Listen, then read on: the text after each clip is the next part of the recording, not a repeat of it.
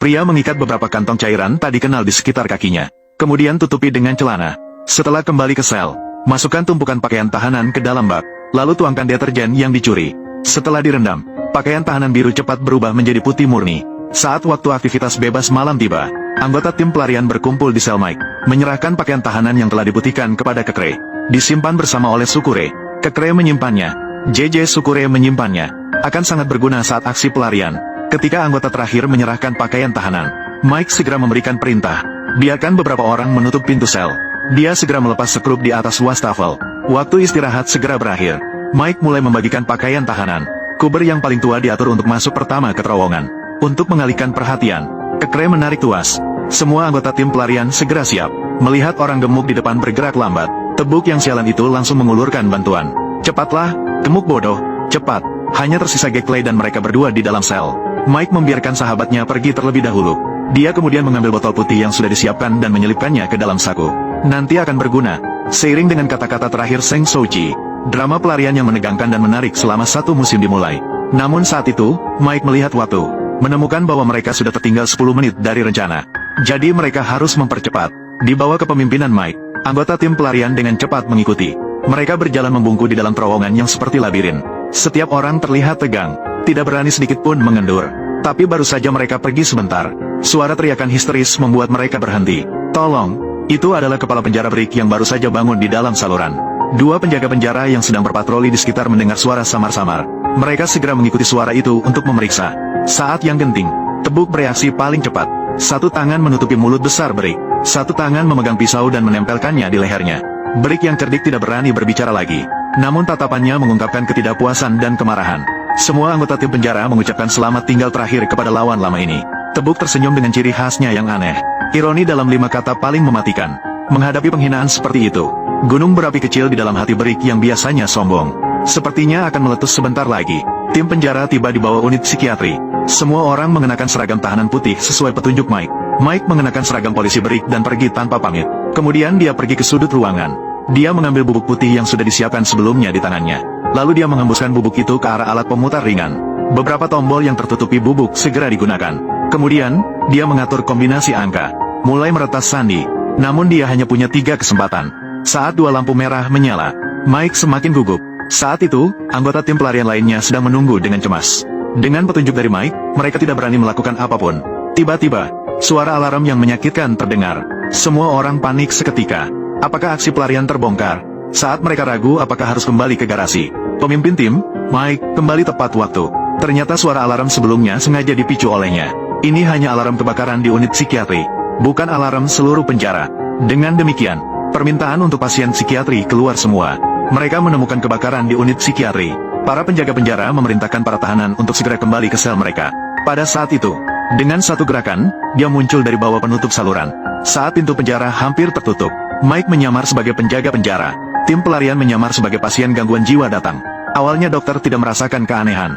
Namun saat beberapa orang hampir menyusup ke dalam barisan, dokter berteriak agar semua berhenti. Lalu diam-diam menarik Mike ke samping, mengatakan bahwa dia melihat bos hitam di antara barisan. Mike dengan hati-hati menerima pembicaraan. Tanyakan apakah dia membawa obat penenang. Dokter tanpa ragu mengeluarkannya dan memberikannya kepada Mike. Bisakah ini menjatuhkannya? Tentu saja sangat mudah.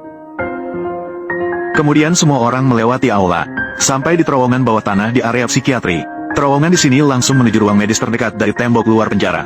Namun pada saat itu, mereka tidak menyadari. Di belakang mereka, sepasang mata hijau memperhatikan mereka dengan tajam.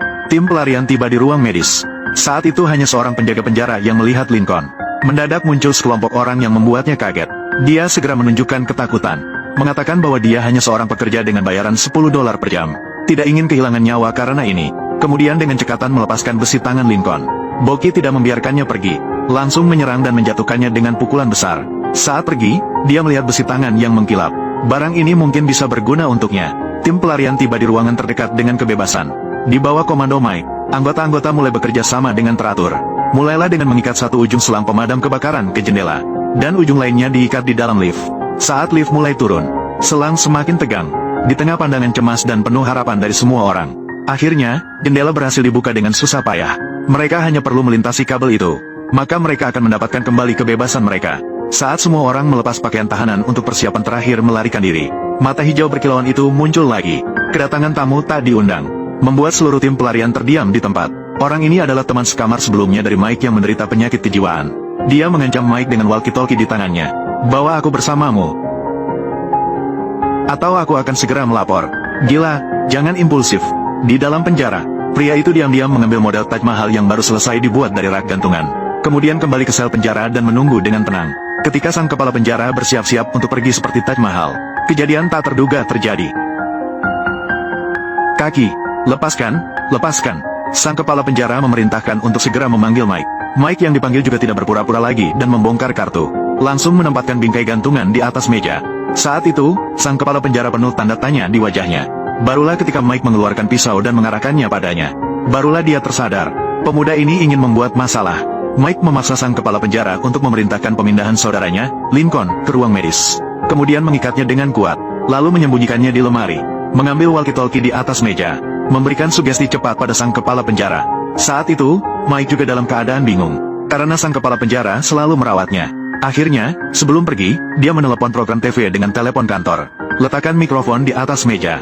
Setelah keluar, beritahu sekretaris wanita bahwa kepala penjara sedang melaporkan pekerjaan ke atasan. Sekretaris melihat telepon sibuk. Kemudian Mike dan teman-temannya mulai merencanakan pelarian. Cukup mendaki kabel ini, mereka bisa melarikan diri dari penjara. Mike yang setia mengatur orang lain untuk pergi terlebih dahulu. Dia akan menutup belakang. Namun dia tidak menyadari bahwa kabel saat itu sudah hampir putus. Sementara itu, sekretaris wanita yang ingin pulang terus memperhatikan telepon yang sibuk. Dia tidak tahan untuk masuk dan melihat. Namun dia tidak menemukan kepala penjara. Maka dia memanggil penjaga penjara.